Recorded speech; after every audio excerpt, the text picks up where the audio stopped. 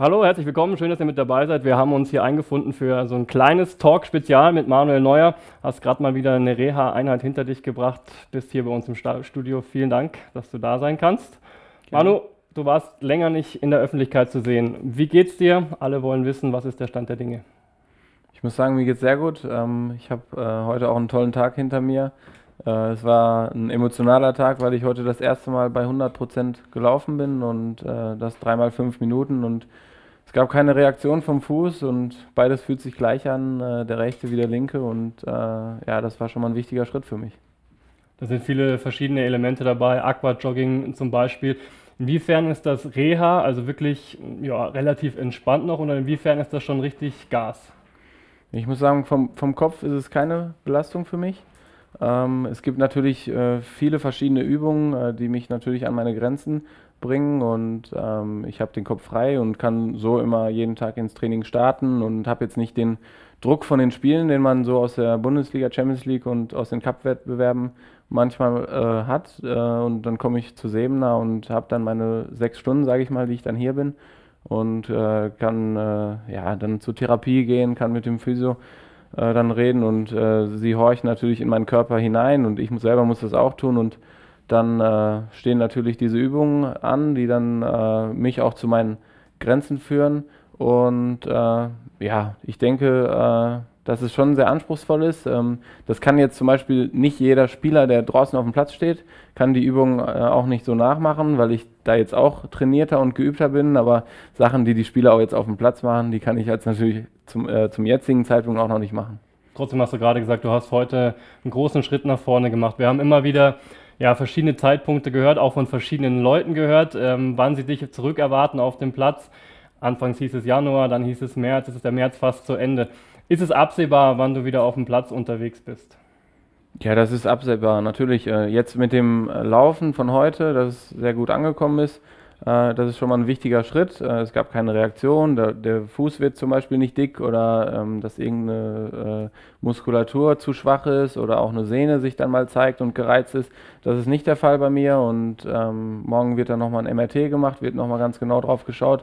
Dann auch, wie die Bilder sind. Das haben wir in der letzten Zeit auch sehr engmaschig immer gemacht, um auch wirklich zu kontrollieren, wie schaut es aus, gibt es irgendeine Gefahr und dementsprechend muss man einfach schauen, ob dann irgendwo mal noch so ein kleines Ödem drin ist und wenn das jetzt alles gut ist, dann gehe ich davon aus, dass ich im Laufe der nächsten Woche dann auch auf dem Platz laufen kann und dann bin ich schon mal wieder an der frischen Luft. Man sagt ja immer, man braucht eine ganze Weile, bis man wieder zurückkommt. Du hast jetzt schon ein paar Verletzungen hinter dir. Diesmal ist es relativ lang, auch für deine Verhältnisse. Wie lange glaubst du, brauchst du dann, um auch in dein Torwartspiel wieder komplett zurückzufinden? Ja, das ist eine gute Frage. Diese Erfahrung habe ich natürlich so noch nicht gemacht. Ich hatte jetzt viele Verletzungen an meinem Mittelfuß und ich bin öfters mal wieder zurückgekommen, aber dann vielleicht für 3 Spiele oder so und dann musste ich leider wieder lange pausieren und das wird auch eine neue Erfahrung für mich sein. Aber ich denke, dass ich ja jetzt kein ganz junger Spieler bin, der wenig Erfahrung hat, sondern der diese Automatismen irgendwie im Blut hat und der ja, vielleicht ein bisschen eher zurückkommen kann, auch als Spieler, die sehr jung sind, die erste Verletzung sozusagen dann hinter sich haben und das wird man sehen, das kann man eigentlich gar nicht prophezeien und voraussagen, ne? Du hast gerade angesprochen, das ist nicht das erste Mal, dass der Mittelfuß betroffen ist. Es gab auch Diskussionen, hat er die letzten Male vielleicht zu früh angefangen, gerade dann vor Real Madrid auch. Wie schätzt du das aktuell ein und muss man deswegen vielleicht nochmal besonders vorsichtig sein diesmal? Ja, jetzt muss man auf jeden Fall besonders vorsichtig sein, das ist schon richtig. Deshalb gab es auch diese Belastungssteps nur wirklich peu à peu und es ist wirklich wichtig, dass dem Fuß jetzt nichts mehr passiert, weil dann könnte es wirklich um die Karriere gehen und jetzt ist es so, dass ja, ich sehr zuversichtlich bin. Ich bin zuversichtlich, was den Fuß betrifft, dass ich wieder spielen kann und dass ich jetzt gerade da, wo ich stehe, auch zur richtigen Zeit da stehe, wo ich jetzt bin. Und ja, ich denke, dass die Zeit alles mit sich bringen wird und dass ich auch wieder zur alten Stärke zurückkehren werde. Also es ist auch nicht unbedingt so, dass du da jetzt groß mit Ungeduld kämpfen musst, sondern du weißt einfach, die Situation passt so. Natürlich ist man ungeduldig, ne? Man ist ja Sportler und man ist sehr ehrgeizig und es tut einem schon weh, wenn man immer zuschauen muss über eine lange Zeit, und ich bin ja wirklich bei jedem Heimspiel auch da und schaue es mir von oben immer an. Es ist natürlich schön, wir haben einen riesen Lauf mit Bayern und es ist toll, die Spiele sich anzuschauen, auch mal aus einer anderen Perspektive, aber ich bin eigentlich Protagonist und stehe gerne auf dem Platz. Ich liebe das Spiel und deshalb stehe ich natürlich gerne lieber im Tor. Es gab in dieser Zeit auch viele Diskussionen darum, wie du behandelt wirst. Da haben sich Leute eingemischt, die eigentlich davon gar nicht wirklich was mitbekommen. Es gab diese Eigenbluttherapie-Geschichte zum Beispiel, dann kam gleich eine Doping-Geschichte auf, also eine Doping-Diskussion auf. Wie hast du das empfunden? Wie nimmst du das selber wahr, dass da derart über diese Themen diskutiert wird? Ja gut, das sind ja alles Themen gewesen, die jetzt von außen reingekommen sind. Das war ja nichts, was wir, glaube ich, jetzt vom FC Bayern oder irgendein Verantwortlicher auch gesagt hat, sondern das sind alles Außenstehende gewesen, und das ist immer schwierig, ob man das dann auch wirklich glauben soll. Eigenbluttherapie hört sich ja sehr komisch an, muss ich sagen. Es war keine Eigenbluttherapie, sondern eigentlich eine Stammzellenkur, die man aus dem Knochenmark am Beckenkamm entnimmt und dann auch dem Knochen wirklich hinzufügt, und das ist quasi so ein Aufbau gewesen, dass der Knochen dann noch einen zusätzlichen Push bekommt, weil wenn man den Knochen dreimal gebrochen hat, dann wird er auch irgendwann träge und müde, und deshalb brauchte ich das zu der Zeit, und diese Kur ist eigentlich super angeschlagen, und das Skurrile war dann, weil du ja schon gesagt hast, dass viel von außen auch hineingesprochen wurde, und an diesem Abend, als es dann wirklich auch raus war und Leute darüber gesprochen haben oder berichtet haben, dass dann 2-3 Stunden später wirklich die Dopingkontrolle bei mir zu Hause war und vorbeigekommen ist, ne? Und so läuft das in Deutschland irgendwie, dass es dann halt sofort verbreitet ist. Der Anruf dann aus Bonn, aus der Zentrale kommt und dann die Kontrolleure vorbeikommen, und ich habe mich auch gewundert, weil zu der Zeit normalerweise nie eine Dopingkontrolle stattfindet. Da ging es logischerweise um den Knochen. Es geht natürlich auch ein bisschen um deine Muskulatur. Wir haben schon so ein bisschen über das Aufbau, das Reha-Training gesprochen. Inwiefern büßt man da vielleicht ein, oder hat man da sogar Gelegenheit, ein bisschen für neue Impulse zu sorgen? Also wie glaubst du, bist du dann muskulär vom Level her, wenn du dann irgendwann auf den Platz zurückkommst? Ja, das sind ja alles Sachen, die man messen kann, und wir haben sämtliche Geräte hier, auch Top-Geräte, die gut sind für mich, für die Reha, und deshalb kann ich jetzt schon sagen, ungefähr wo ich stehe, und von der Muskulatur her bin ich fast links sogar stärker als auf meinem rechten Bein, nur dann, wenn es in Richtung Schnellkraft geht, da büße ich natürlich noch ein bisschen ein und bin dann rechts natürlich schneller als links, aber dadurch, dass ich so viel auch den linken trainiert habe, ist es so, dass ich da von dem Umfang der Muskulatur jetzt eigentlich fast ein bisschen stärker bin, aber dadurch, dass ich jetzt diese schnellen Bewegungen, die ich dann wirklich im Sport auch brauche, dass ich die nicht im Moment so zeigen kann wie auf der rechten Seite, aber ich denke, das wird dann nach und nach auch kommen. Physisch also auf einem richtig guten Weg. Wie schwierig ist das psychisch, so eine Zeit durchzustehen? Du hast gerade gesagt, dieser Tag heute hat dir extrem gut getan, auch vom Kopf her. Wie sehr musst du da auch kämpfen in all diesen Monaten? Ja, das ist richtig. Das war ein sehr emotionaler Tag, aber es gibt natürlich in so einer Reha-Phase, gerade wenn die so lange dauert, Höhen und Tiefen. Und klar, bei einem gesunden Sportler gibt es auch Höhen und Tiefen in einer Saison, aber ich sag mal, als Reha-Patient und als verletzter Sportler ist es nochmal was anderes. Und da muss man sich wirklich so seine Erfolgserlebnisse auch suchen. Und dadurch, dass wir wirklich sehr gute Reha-Trainer hier bei uns haben, dann sucht man sich vielleicht Erfolgserlebnisse auch mal in der Flexibilität, in der Elastizität und dann auch in den Kraftmomenten, die man dann vielleicht auf einem Isokinetikgerät versucht umzusetzen, und das habe ich immer getan. Wir haben uns Trainingsziele gesetzt und die auch dann super umgesetzt, und da bin ich auch sehr dankbar wirklich meinen betreuenden Ärzten, Physios, Fitnesstrainern, dass sie mich so toll begleiten, und ich muss wirklich sagen, es ist eine schwere Zeit, eine harte Zeit, aber teilweise auch eine schöne Zeit, mit den Leuten, die hier immer drinnen arbeiten, auch zusammenzuarbeiten. Schön war vielleicht auch diese Zeit in Thailand, diese Auszeit, die du dir genommen hast, vermeintliche Auszeit. Da hieß es dann ja auch, jetzt macht er Urlaub in Thailand. Aber ich glaube, es war Teil auch der Therapie. Wie gut hat dieser Tapetenwechsel getan, und was genau hast du da in Thailand gemacht? Jeder weiß vielleicht, oder nicht jeder weiß, dass auch die Sonne ein wichtiger Faktor ist für die Knochenheilung. Also das Vitamin D, das ist schwer natürlich auch im Winter zu bekommen. Das hat natürlich schon mal Auswirkungen gemacht, auch so ein bisschen, um nochmal einen kleinen Push zu geben für mich. Dann ist es so, dass ich auch wirklich einen Trainingsplan mitbekommen habe, den auch tagtäglich dann absolviert habe. Das hat mir auch sehr viel Spaß gemacht und auch mal wirklich einen Tapetenwechsel dann zu bekommen. Auch klar, war ich dann immer in dem gleichen Gym, aber die Geräte waren super. Ich habe mir vorher auch Videos schicken lassen von dem Hotel, damit unsere Trainer da auch wirklich ein tolles Programm zusammenstellen können und wissen, welche Geräte, welche Möglichkeiten gibt es dort. Und dann war es einfach gut, auch mal rauszukommen, weil die Zeit während der Weihnachtsferien, Winterferien, die habe ich hier durchgearbeitet, hatte kein Frei und da waren auch sogar die Physiotherapeuten und Fitnesstrainer auch hier gewesen, haben mich in der Zeit begleitet, auch über Silvester hinaus und auch im Trainingslager, wo die Jungs dort waren in Doha.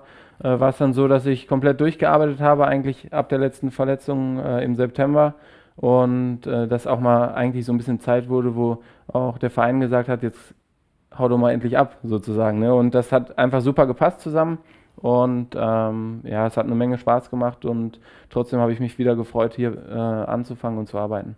Ich glaube, man hört durch, wie viel Arbeit du da reinsteckst in all der Zeit. Gab es irgendwann mal einen Moment, wo du gedacht hast, vielleicht reicht es dann doch nicht Richtung Saisonfinale bei den Bayern, vielleicht reicht es nicht Richtung WM? Bekommt man irgendwann mal diese Zweifel auch? Es ist noch nicht sichergestellt, natürlich, dass ich dann und dann wieder zurückkehren werde und spielen werde. Das ist natürlich so, dass ich diese Steps gemacht habe und dass ich auch mal Reaktionen spüren kann, gerade wenn ich dann auf dem Feld stehe, wenn ich mal einen Fußballschuh anhabe, da wird man sehen, wie der Körper reagiert, wie der Fuß reagiert. Das ist dann auch nochmal ein anderes Training und da wird es auch sicherlich mal Tage geben, wo man sagt, jetzt nimm dich mal 2 Tage zurück, das war vielleicht ein bisschen too much und vielleicht war das der ein oder andere Sprung zu viel. Diesen Puffer, den brauche ich einfach jetzt für die nächste Zeit auch. Aber dennoch ist es so, dass ich mir wünsche, dass ich jetzt für den FC Bayern noch Spiele mache in der Saison.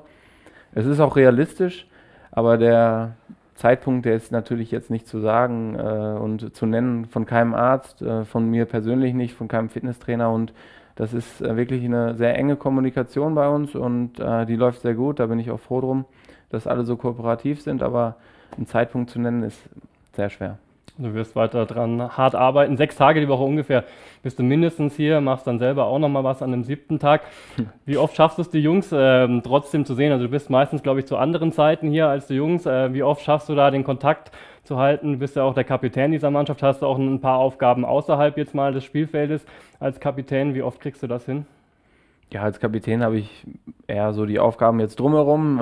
Ich bekomme natürlich sehr wenig mit aus den Mannschaftsbesprechungen. Das, was auf dem Platz passiert, natürlich unterhält man sich und die Zeiten, die passen eigentlich, dass wir uns immer sehen. Und natürlich, wenn die Jungs auf Reisen sind und so, dann sieht man sie erst so nach 2, 3 Tagen oder so wieder.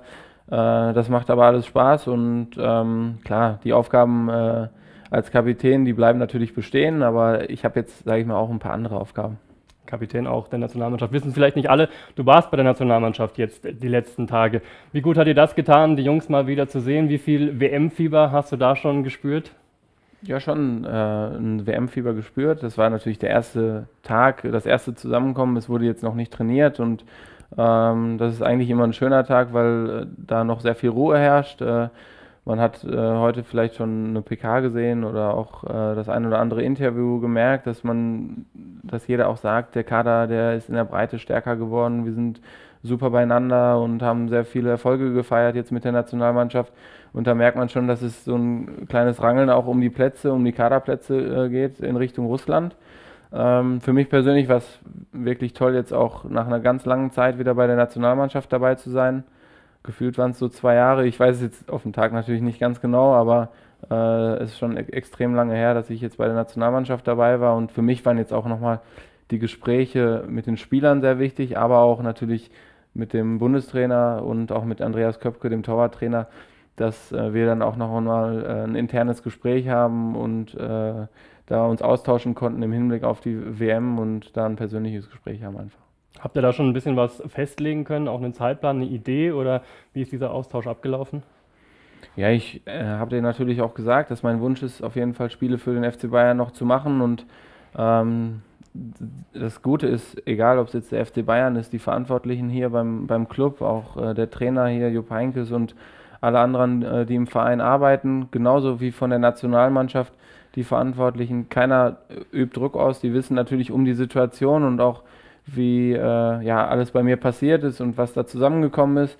Und deshalb geben die mir alle Zeit der Welt, aber wünschen sich natürlich, dass ich wieder auf den Platz zurückkehre und ohne Probleme dann die Spiele machen könnte. Ich habe gesagt, ich würde gerne spielen noch für den FC Bayern, damit man mich auch mal wieder sieht und damit man nicht ohne ein Spiel einfach gespielt zu haben zur Nationalmannschaft zurückkehrt.